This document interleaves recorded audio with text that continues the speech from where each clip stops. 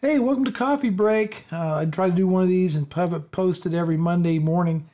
Normally it's kind of a vlog style, but this week it was kind of crazy around here. So this is going to be a Q&A session. I haven't done one of these in a long time.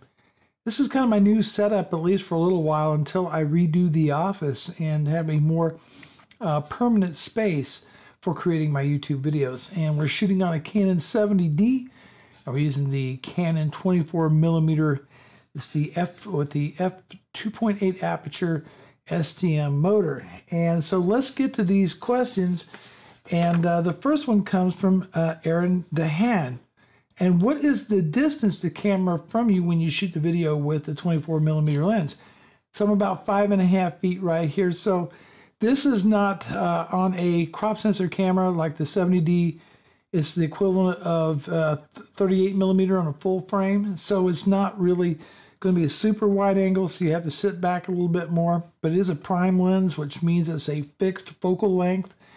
And generally those tend to be a bit sharper than a variable or a zoom type lens. So that's why I'm using it. And because it's f2.8, I can shoot in a little bit lower lighting conditions. This room doesn't have the best natural lighting. So yeah, that's I'm sitting at about 5.5 feet from this lens right now. And that seems to be a pretty good distance. I apologize for the distracting reflections on here. I need to take that into account, especially when I reset all this up for a new air dedicated area for making these videos. Okay, the next question came from a Cameron Savage who wrote, "Hi, I have a mid-2012 non-Retina MacBook Pro. It's been a good machine, still runs super well, but not so well in the Adobe suite, mostly After Effects and Premiere Pro. I'm in the market to improve, not sure whether to get a 15-inch Retina 2015 i7 fully spec'd out, the operative word is fully spec'd out, or go for a mid-2014 one as I can get a bigger flash hard drive. What's your advice?" I'm going to be going the refurbishment to the refurb. So he's going to looking at a refurb 2015 and a refurb 2014. And my advice to Cameron at that point was, if it was me personally, I'd probably still consider the 2015 being a little bit newer machine. The thing about, since he's using Adobe Creative Cloud primarily, you really don't want to be working on your video files on the boot drive anyway. You'd probably be using it with an external drive. That was, my kind of advice. But then Cameron came back and said, well, rather than upgrading the mid-20 to a mid-2015, would a better choice be a custom build PC? And goes on to say the specs would be better, it would be a big difference, and he could keep his 2012 MacBook Pro 13-inch and use that to work between them. Okay, so you have the 13-inch MacBook Pro. That would have a dual-core CPU, and I didn't know that was the, not the 15-inch.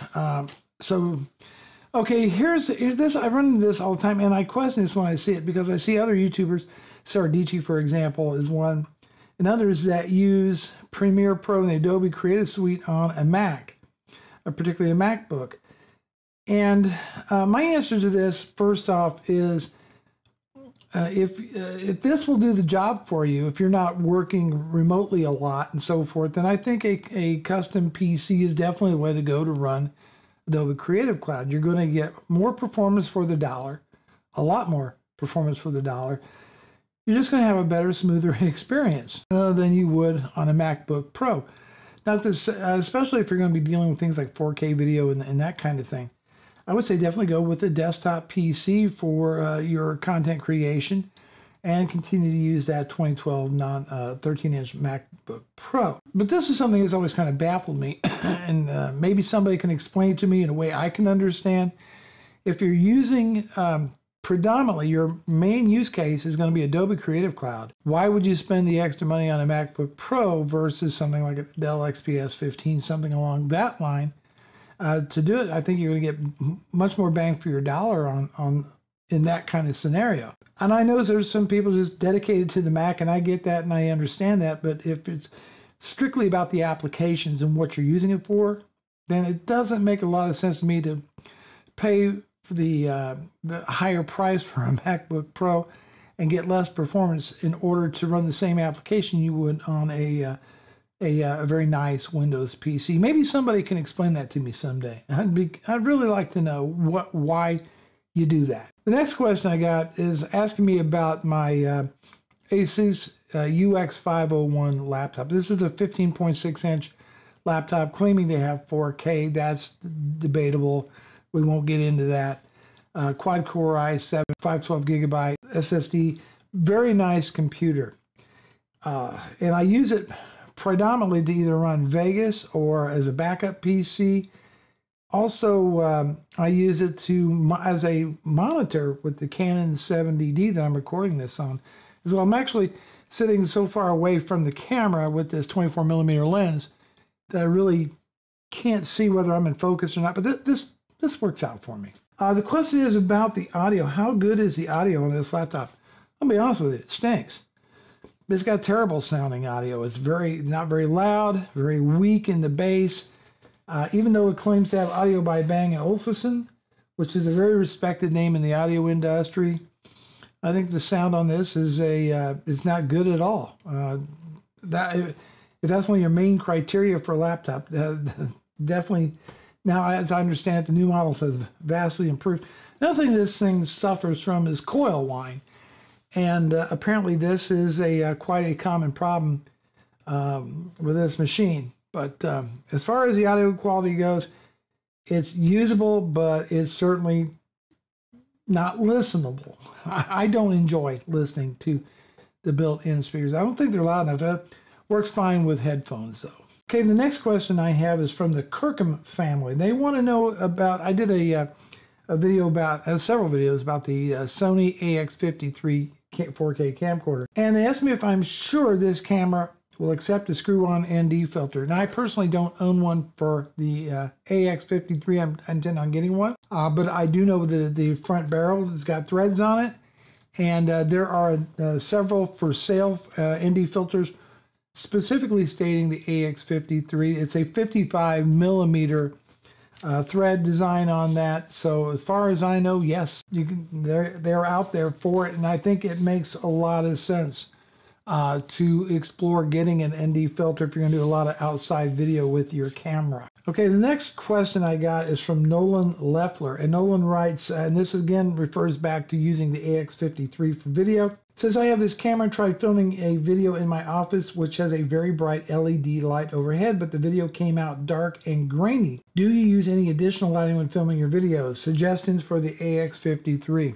What a coincidence. I also have an overhead light, say actually a ceiling fan that's got 3 daylight bulbs in it. And when I use that, I get very unwanted effects from it in my videos, particularly harsh shadows is a big problem with it. And also sometimes, and I don't know why, but I'll get some kind of it just throws the color balance off. It's very harsh and you can't really control that lighting very well. And it's not on dimmer. So I don't recommend using a overhead light at all unless it's absolutely inescapable to do so. Now, I've not spent a lot of money on lighting, and when I redo the office a little bit here, I intend to kind of upgrade my lighting game. But what I do use are the newer 160 LED lights that are on a couple small cheap light stands. And they really do the trick. Now, these things will eat batteries like no tomorrow. And so I actually bought a mains power adapter that you plug right into there. And it's never been a problem since. So I highly recommend, you can get a 3-pack of these for like $50 on Amazon. And after a couple years of use, they're still working just great. Highly recommended. So this is going to be the final question. And one that's responsible for the title of this video. First, it came as a statement from the Electric Pineapple. And this is somebody responded to or made a comment or a question on a much older video that I did a long time ago about reasons I thought Mac OS X was looking a bit long in the tooth and needed kind of refresh and just updating. To begin with a statement saying the Mac OS is not outdated. They update it every year. Windows come like every 5 years. To which I replied, Microsoft does a semi-annual update. Please check your facts before you post. Then came back the question from the electric piano, what do I consider to be a major update? Microsoft is no longer doing the major monolithic updates that they were taking 2-3 years or longer to deliver. Rather, to the best of my knowledge, Windows 10 is the last designated operating system for Windows, and Microsoft's dedicated to semi-annual updates that bring new features, improve security, and perhaps performance with each update. Whereas Apple still does the large annual monolithic update and has less frequent updates. Now we can argue to the cows come home who handles the typical patches and updates better, and but Microsoft does do, I think, a pretty good job of keeping the system updated. What I consider to be a major update is going to be the inclusion of new features of the software. Again, improvements in performance, improvement in security, better usability features, maybe changes to the UI. And Microsoft has been doing this for the last several years with Windows 10, at least twice a year. I think it's a misnomer to think that Windows 10 is somehow not getting the attention that Apple gives to Mac OS. I just watched WWDC DC about a week ago, and okay, so what's new in Mojave? Well, you get the dark mode, nice. What else do you get with Mojave? The new gallery view is something else. Improvements in security, but mainly Mojave is all about stability and stability, performance, and security. I would say that's, I think, going to be more making sure that it's a great platform. Things with AR, etc. Nothing, in my opinion, all that earth-shattering. If we look at these April update that came out for Windows 10, we got the new timeline view. We got kind of Microsoft's version of AirDrop. It's called nearby sharing. Both PCs have to be running the update as well as have Bluetooth. This is a big one, which is password recovery for local accounts. Before this, if you were the local administrator on a machine and you forgot your password, you had a tough road to hoe. Microsoft's made that easy to recover your password through a series of questions. They added mute tabs to Edge, finally. Okay.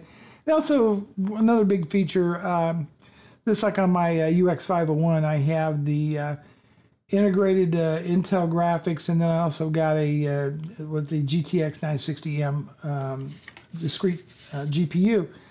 And in order to tell it what apps to use, dedicated GPU, which ones to use, is a convoluted process, and Microsoft has made it much, much simpler. There's just a few of the more major talking points about the product. So, to say that Microsoft's not updating Windows 10, or Windows except every 5 years, is just wrong.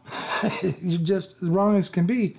I don't want to get on the whole PC versus Mac thing. I know it gets a lot of views and a lot of people worked up, but use the right one that's right for you. As I said earlier, I don't really understand if your main use case for a computer is Adobe Creative Cloud, why you're looking maybe at the Mac side so much, why not a Windows PC and save some money up front and maybe even get better performance? Resale value and all those arguments aside. But that's it. I think you just use the right tool for the right job. Computers are not a religion. And if you're going to post a comment on a video, make sure to do a little research first. Make sure you're arguing from a correct position. I don't have a problem being called out at all when I'm wrong on something. I don't have a problem with that at all. But when something is obviously false, is that to make your case that somehow Macs or OS is updated much more frequently than Windows is just That's just not the right way to go. That's how I'm going to wrap up this episode of Coffee Break. Thanks for joining me, and we'll talk to you soon.